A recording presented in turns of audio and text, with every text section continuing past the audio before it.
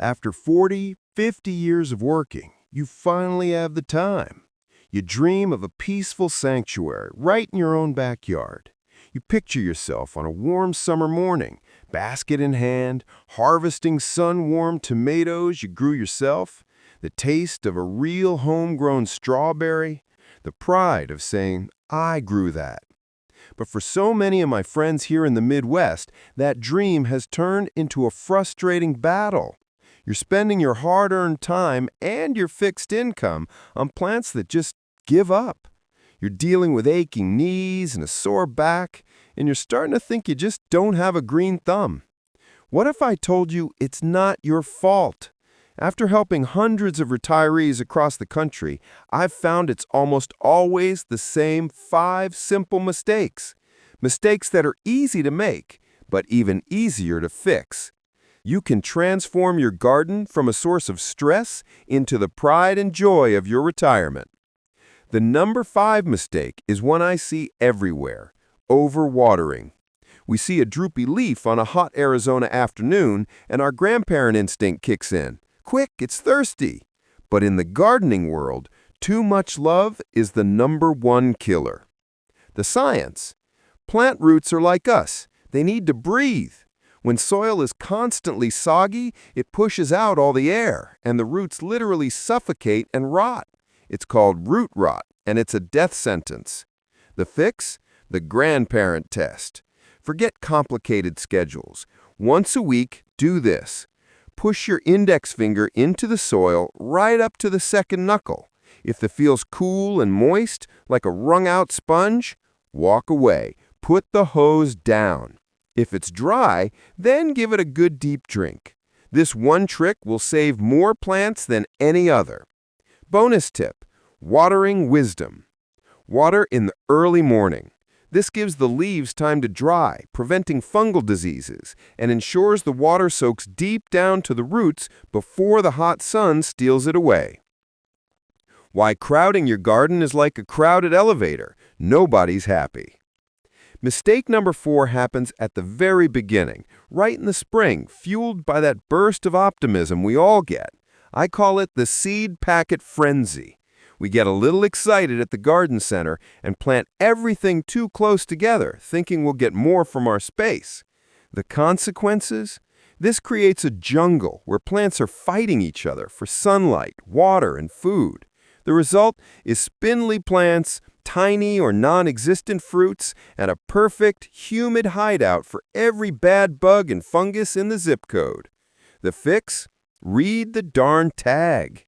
That little plastic tag is your best friend. It tells you exactly how much space that plant needs. A tomato plant doesn't need 6 inches. It needs 2 to 3 feet. Give them the room the experts recommend. Bonus tip: the square foot gardening method. If you have a small raised bed, look up square foot gardening. It's a brilliant, organized system that tells you exactly how many plants you can fit in a small space without crowding. You wouldn't build your dream house on sand? Don't build your dream garden on poor soil. This is the most overlooked secret of successful gardeners. Mistake number 3 is ignoring the very foundation of your garden, your soil. You can buy the best plants from the best nursery, but if you put them in bad dirt, they're doomed to struggle. The science is, soil isn't just dirt. It's a living, breathing ecosystem. It needs organic matter, compost, to hold moisture, provide nutrients, and feed the beneficial microbes and worms that do the hard work for you. The fix? Become a composter. Start a compost pile. It's not gross, I promise. It's just a pile for your leaves, grass clippings, and vegetable scraps from the kitchen. In a few months, it turns into black gold, the best thing you can possibly add to your garden. Bonus tip: the lazy gardener's solution. If composting isn't for you, no problem. Every spring, just go to your local garden center and buy a few bags of compost or aged manure. Work a 2-inch layer into the top of your soil. It's like serving your plants a 5-star meal. This mistake is personal. It's about taking care of the most important tool in your garden. Mistake number 2 is trying to garden the same way you did decades ago. Our knees, our backs, and our hips, they've earned the right to a little kindness. The fixes? Raised beds are a game changer. Build or buy a raised garden bed that comes up to your waist. No more bending over. It saves your back, improves drainage, and looks beautiful. Ergonomic tools are worth every penny. Use tools with long handles and padded grips, a good lightweight hose, a garden cart instead of heavy lifting. The 20-minute rule. Set a timer. Garden for 20 minutes, then go inside, get a glass of iced tea, and sit for 10. Pace yourself. The garden will still be there tomorrow. Bonus tip. Container gardening. If you're in a retirement community or just have a patio, you can grow a tremendous amount in pots. Herbs, tomatoes, peppers, lettuce. It all works beautifully. The number 1 mistake is waging a chemical war in your own backyard. And now the number 1 most common mistake I see retirees make, treating your garden like a battlefield. You see a bug, and the first instinct is to grab the chemical spray.